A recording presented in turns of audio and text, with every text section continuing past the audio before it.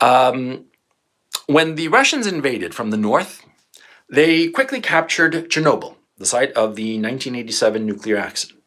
Now, of course, those reactors are still very dangerous, the ones that melted down, and a couple of the others still work and, in fact, provide electricity for Kiev. Now, the Russians arrived and they quickly came to an agreement with the Ukrainians that were fighting in that area, and they agreed to a mini ceasefire around the Chernobyl plant. And as professionals and as gentlemen, the two sides, the Ukrainian army side and the Russian army side, they have joint control of the nuclear power station at Chernobyl.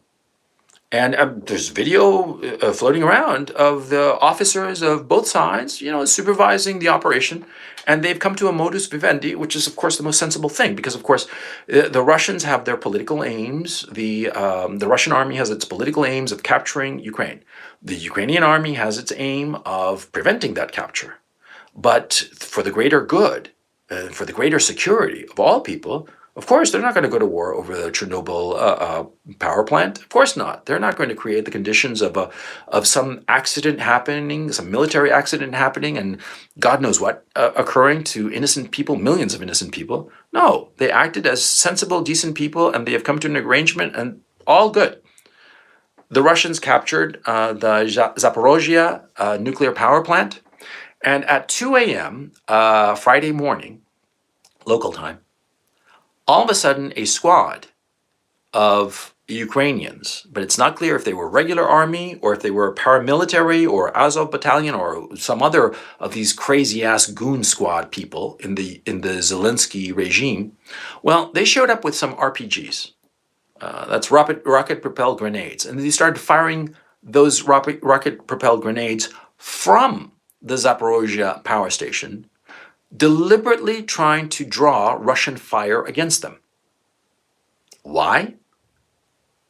To create the nightmare public relations scenario of the Russians setting fire and shooting on a nuclear power station.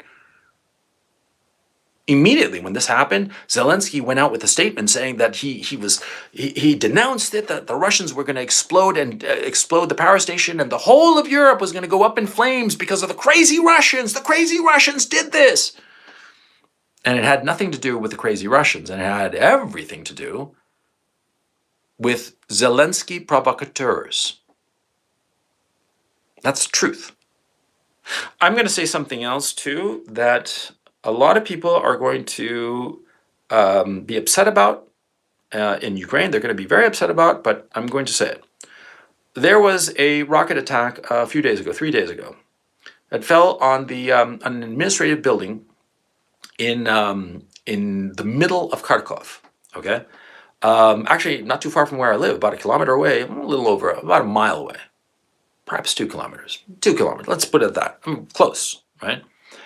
A rocket attack that destroyed a administrative building, a government administrative building that was facing the main square in Kharkov. Now, the thing about this building is that it had no military significance whatsoever. It was just a government administrative building, and it was empty. And it was not leveled, but it suffered a huge hit. And what's really interesting is all the video that emerged.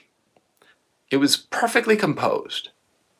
And the thing is, see, the rocket that hit it, well, the Russians were really far away, okay? And I was there, and I didn't hear any plane, okay? I mean, it was not a rocket that you would think that could be launched from 40 kilometers away. I personally think it was a false flag.